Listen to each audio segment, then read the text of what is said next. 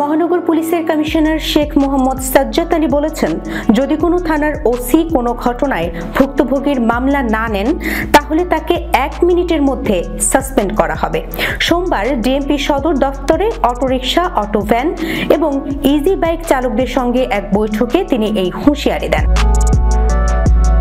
বৈঠকে চাঁদাবাজি সম্পর্কে ডিএমপি কমিশনার বলেন, রিকশা এবং ভ্যানে কোনো ধরনের চাঁদাবাজি চলবে না। গরিবের কষ্টার্জিত অর্থ কেউ নিতে পারবে না। স্থানীয় মস্তানরা এই টাকা ভাগ করে খায়। যদি পুলিশের কোনো সদস্য চাঁদাবাজির সঙ্গে জড়িত থাকে তাহলে তার বিরুদ্ধে কঠোর ব্যবস্থা নেওয়া হবে। কমিশনার চাঁদাবাজি বন্ধে একটি কমিটি গঠনের পরিকল্পনাও জানান। তিনি বলেন, রিকশা চালকরা থানার ওসিদের সঙ্গে মিলে কমিটি গঠন করবে এবং এটি চাঁদাবাজি বন্ধে কাজ করবে। এ সময় এক রিকশা চালক অভিযোগ করেন, তাকে কামরাঙ্গীরচর এলাকায় গত রোববার এবং পূর্বে একাধিকবার মারধর করা হয়েছে। এই অভিযোগে ডিএমপি কমিশনার শেখ মোহাম্মদ সাজ্জাদ আলী রিকশা চালককে প্রশ্ন করেন, আপনি মামলা কেন করেননি? তিনি আরো বলেন, মামলা নেওয়ার ক্ষেত্রে কোনো ব্যত্যয় হলে ওই থানার ওসিকে 1 মিনিটের মধ্যে সাসপেন্ড করা হবে।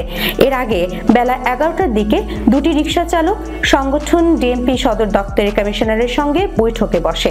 বৈঠকে তারা অভিযোগ করেন, পেটের দায়ে অটোরিকশা চালকদের মূল সড়কে উঠতে বাধ্য হতে হয় এবং কিছু এলাকার গলি দিয়ে যাওয়ার অনুমতি দেওয়া হয় না, ফলে তাদেরকে মূল সড়কে উঠতে হয়।